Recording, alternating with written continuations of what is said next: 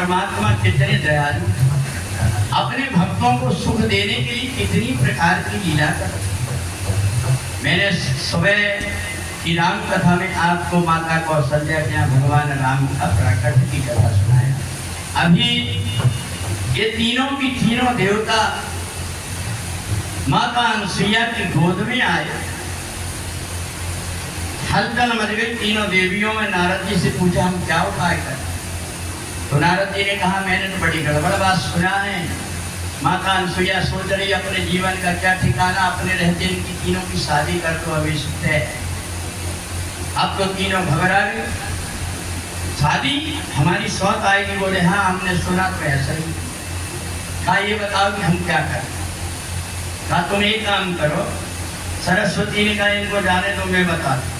चलो अपन चलते हैं और चल करके और तीनों को उठा करके ले आएंगे और पाल पोस करके घर भी बड़े करेंगे। अभी जब तीनों पहुंची तो नारद जी पीछे पीछे पहुंच गए। सोचे कि अब इनके मन में कैसे फितूर आता देखते हैं। जैसा ही देखा तो सरस्वती ने लक्ष्मी जी को इशारा किया पहले जो झूला में उठा करके भागो। तो सरस्वती की बात देख करके लक्ष्मी जी दौड़ी एक झूला में जाकर के बालक को जैसे उठाने लगी तो भगवान ने आंख बंद कर दी। एक दूसरे से इशारा से बता दिया कि चुड़ैलने आ गई बच करके। अब पार्वती ने सुनी कि हमको चुड़ैलन बोल रहे हैं। इतने में नारद जी ने वीणा बजाया। कहा माता जी गलती मत करना, जिनको उठा रही है तुम जानती हो कौन? वो भोले बाबा हैं। वो इनसे पार्वती से पूछो ये जब से शादी होकर के आई है तो शंकर जी से परेशान है क्यों? अरे भोला भांग तुम्हारी मैं घोंटत घोंटत अरे भोला भांग तुम्हारी मैं घोंटत घोंटत हारी। तेरी एक दिना की होए तो घोटो रोज न घोंटी जाए। बम बोला बम बोला बम बोला हाय बोला हाय बोला हाय बोला। अरे भोला भांग तुम्हारी मैं घोंटत घोंटत हारी। अरे भोला भांग तुम्हारी मैं घोंटत घोंटत हारी। तेरी एक दिना की होए तो घोटो रोज न घोंटी जाए।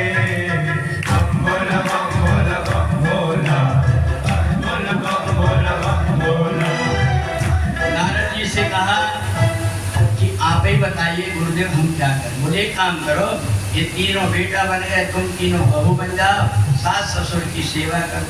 तीनों ने सोची अब तो यही करना पड़ेगा। और जैसे माता अनुसुईया के पास पहुंची झुक करके प्रणाम करने के लिए माता अनुसुईया ने उठा करके गोद में लगा। मैं तीनों को पहचान ली। माता आप मेरी पूजनीय हैं, मेरे घर अतिथि हैं, आप बैठो, मैं आपके चरण पखारूंगी। चरण पखारने के बाद हाथ जोड़ करके कहती है बताओ क्या सेवा कर? कहा जब आपने पहचाने लिए हैं हमें और कोई सेवा नहीं, हमारे पति जैसे थे वैसे ही करके आप वापिस कर।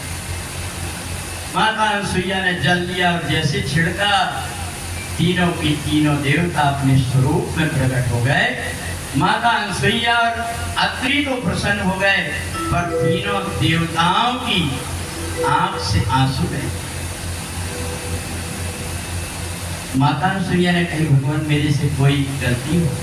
कहा माता जी जो आनंद आपकी गोद में हमको मिला ऐसा आनंद नहीं मिला, इसलिए हमारा मन अतृप्त है।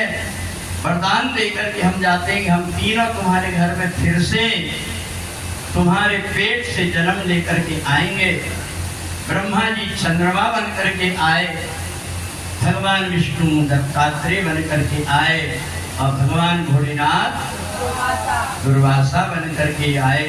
तो देखो माता बहनों परमात्मा की भक्ति में जरा सा भी आपने एक कदम बढ़ाया तो जो तू आए एक पग में आऊं पदसार। परमात्मा बड़े दयालु हैं। संसार में जितने भी नाते रिश्ते हैं ये सब स्वार्थ के नाते हैं। पर परमात्मा के से जो नाता है, एक यही नाता काम का।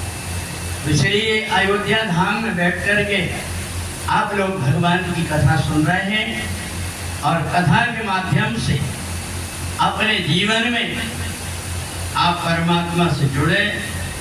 इसी भाव से आप यहाँ इतनी दूर आकर के कई प्रकार के कष्ट सह करके, हमें तो देख करके बड़ी परेशानी ये होती कि इतनी गर्मी, हर व्यक्ति परेशान हो जाता है। परंतु देखो, जिसने जितना तप किया है, जितना कष्ट उठाया, उतना ये सुख पाया है। तो इसलिए जीवन में थोड़ा बहुत सुख सहने की आदत। और तुम जरा याद करो, आज हम जरा सी गर्मी से डरते हैं, एसी रूम, अटैच रूम देखने के लिए सोचते हैं। पर जिस समय जिन राम जी की अयोध्या नगरी में हम हैं, 14 वर्ष तक के वो कैसे जंगल पहाड़ों में रहे। तो इसलिए ऐसा मान करके उनके धाम में आप आए हैं। तो यहाँ से आप अपने जीवन के एक सूत्र लेकर के जाएं कि हर परिस्थिति में हमें परमात्मा से जुड़ कर के रहना है।